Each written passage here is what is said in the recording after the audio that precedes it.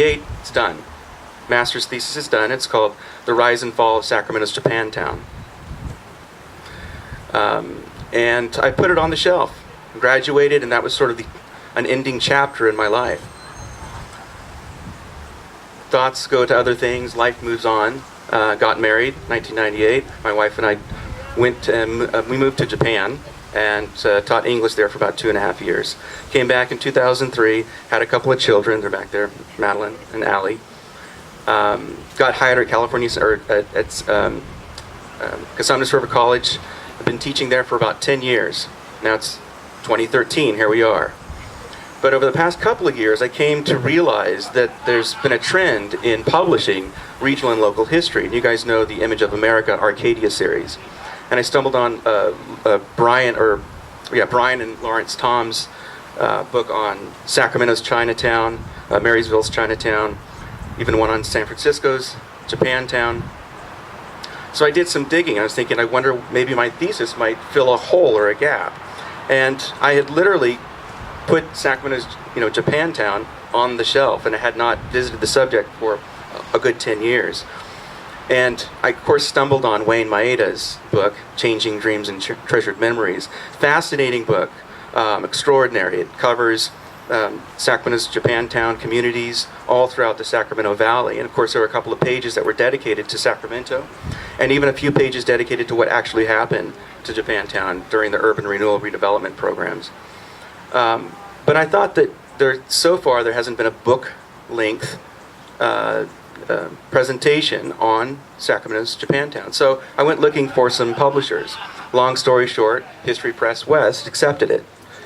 And this was in May of this year. They put me on a very tight schedule. 2.5 months to do all remaining research, writing, rewriting, and also include up to 30 to 40 images. Now, I had come across images in studying for or writing my master's thesis, but I discarded them simply because we didn't include images or pictures in the thesis. So, one of my objectives in gathering the images was I did not want to reproduce all of the sort of iconic but very well known to the public images of Sacramento's Japantown. I wanted to uncover as many photos and images that the public had never seen before. And so, of course, that required that I get into private collections and family photo albums. So I bought a portable scanner, and I went for 2.5 months, house to house, scanning as many images as I possibly could. And in the process, enjoying the people that I was meeting, of course, in conversation. So here we are, 2.5 months later, and I don't have 30 to 40 images. I have 108. Not all of them, by the way, are included in this book. I fought that they would be included, but I couldn't get it in there. So I've got 108. Now, let me show you this. It's probably going to blow over a couple of times. But you're probably wondering why. That's right. I can hold it. Right. Why would I bring this photo? All the amazing photos in this book, why would I bring this particular photo? This has a lot of meaning. First thing, out of the 108 photos that I had, only 3 had any kind of photos of residential neighborhoods, homes. And in fact, this is the only photo where there is nothing. There are no people are involved. There's no signs. The other 2 images that I do have individuals in them, or there's one photo where there's a forced evacuation post on a telephone pole, and in the background are some homes. But this image really just captured my imagination for some reason. I mean, sometimes I would find myself staring at it for a while, and I thought this photo in particular really captures a moment in time. This was taken in May of 1942. It was taken about a day or 2 after the last buses had left Japantown, the neighborhood. And the image just spoke desolate, silence, nothing there, no life there. And I was imagining what it would have been like to walk down the streets of Japantown and the neighborhoods. It would have been almost like a ghost town, I think. And to imagine that this vibrant, lively, culturally rich community interwoven into the fabric of Sacramento's landscape was just vanished overnight, as if the life was just sucked out. And so this stayed with me for a long time. This is from archival collection. Eugene Hepting, who's a Sacramento Bee photographer, took this. The description was very vague. It just simply said, the caption simply said, empty houses of Japanese Americans. And I thought, and no description of location, address, nothing. And so for me as an historian, that's what we like, because we want to go hunting, right? And about a week and a half before my final deadline, when I had to have everything in, and I was frantically writing all the captions for the photos, right? This was one of the last ones that I was going to write a caption for. And I didn't want to include it and just simply say, empty homes of Japanese Americans. So I went looking for clues in the photo, and I scanned it at 300 DPI, which means I can zoom in and out. And I was peering into the windows to find any kind of evidence. There's two pieces of evidence that got me going. The first one is the most obvious one. I know you can't see it here, but you can look at it in the book. There's a picture, or I should say there's a sign in a window, and it says Toriyumi's dressmaking shop, or Toriyumi's a seamstress shop, dressmaking. So that's the obvious one, okay? The second one is that if you look, one of these houses here, second house, it says 409. 409, this is the 400 block of some street, like an L, capital, N, O, P, we don't know. We know it's between 4th and 5th. So I flew down to the archives and I took out the 1942 city directories, which it's a wealth of information, those old directories are. And I looked up the address for Toriyumi's dressmaking, and it said 407 N Street. 407 N Street, 409. So I know this is N Street, right? And I also was able to actually write down or list all of the individuals or families that was living in every single dwelling. And this image came alive because for so long I was staring at it and I didn't know who was there. What did they go through? But this is something I wanted to know. The second to the last house, it was listed as S. Takahashi. Now, my wife's families are the Takahashis. Now, throughout the 3 years that I was doing this research, never once did I find any Takahashis other than George Takahashi, which was a very well-known optometrist in the business district of Sacramento's Japantown. And I thought, that couldn't be the Takahashis, like our Takahashis, right? My wife's Takahashi. And I said to myself, no. Auntie Michiko Takahashi, that I had the conversation with 21 years ago and told me about Japantown, I thought she had left when she was just a child, maybe 4, 5, 6 years old. She wasn't there during the time of forced evacuation. It couldn't have been. So I fly back home and I call my mother-in-law, Patricia Yajima, whose mother would be Auntie Mitch's sister, right? And I said, "What was your grandfather's name? What was Auntie Michiko Takahashi? What was her father's name?" And she says, "Shichido." S. Shichido. S. Takahashi. Yeah. I said, I thought that she wasn't there that time. She goes, "No, I think she was there all the way up to the point of internment and incarceration, and even I think they came back." So I, of course, want a verification. So I download this and I send it to my wife's cousin who's living with Auntie Michiko. And I said, "I think I have a picture of your mother's house when she was a child." Now imagine, out of the 108 images that I have, right, I probably have an image of Auntie Mitch's house. And so she's 82 right now. And he said, when he put it up on the screen, before he could say anything, she stood up and she pointed to her house and she said, "This is my street." And she said, "I remember this shop on the corner." And of course I about dropped dead because my jaw dropped.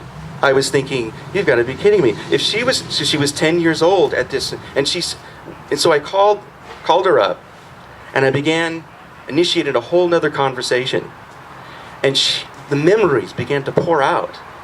And she said, oh no, I was there. In fact, I came back in 1947 and used to work for Mr. Hosokawa's Mary's Fountain. I said, I know Mary's Fountain.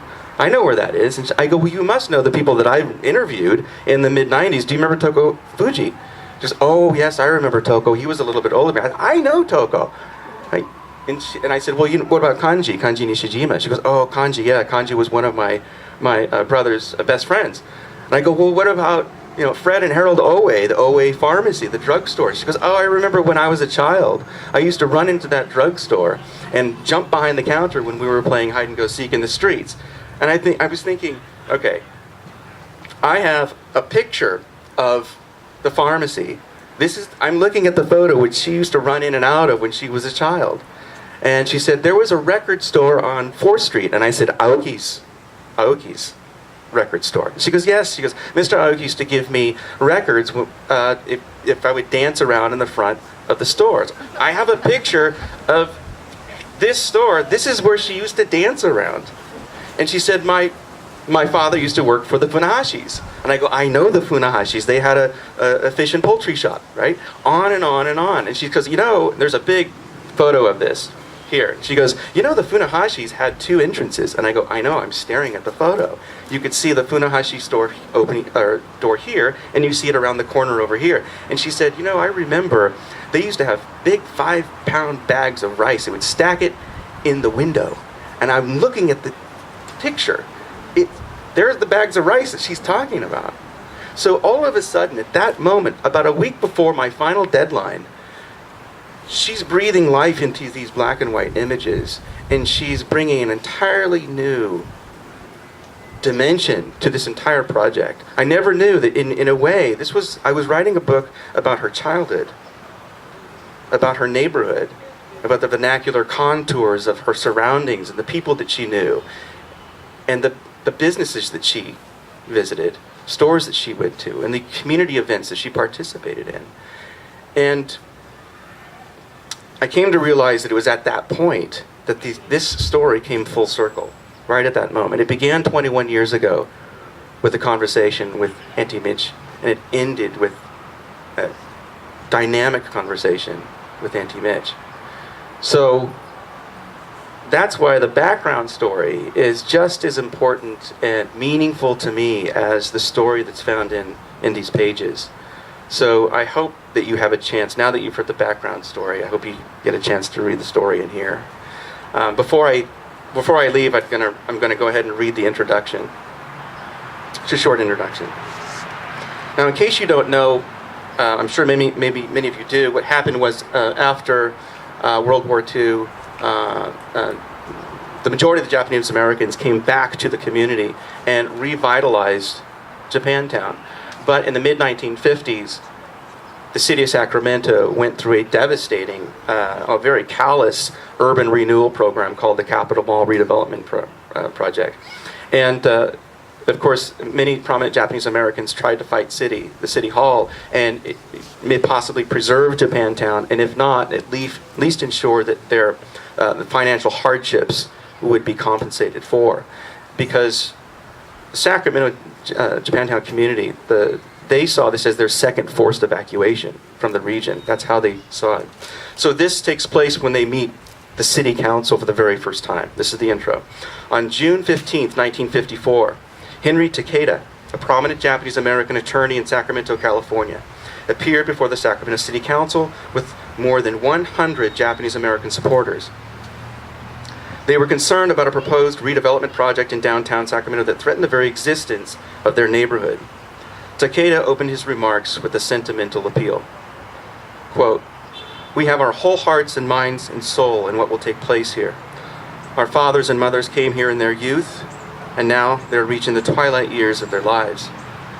But in the meantime, they have worked hard, industriously, and provided a foundation for us, for the young generation.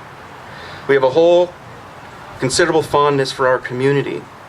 For that reason, after our wartime dislocation, we always dreamt of coming back here, and I would say 90% of us have." That's end quote. The community of which Henry Takeda spoke so fondly dates back to the late 19th century, a time when Sacramento stood as one of the most important distribution points for Japanese laborers throughout the Sacramento Delta region.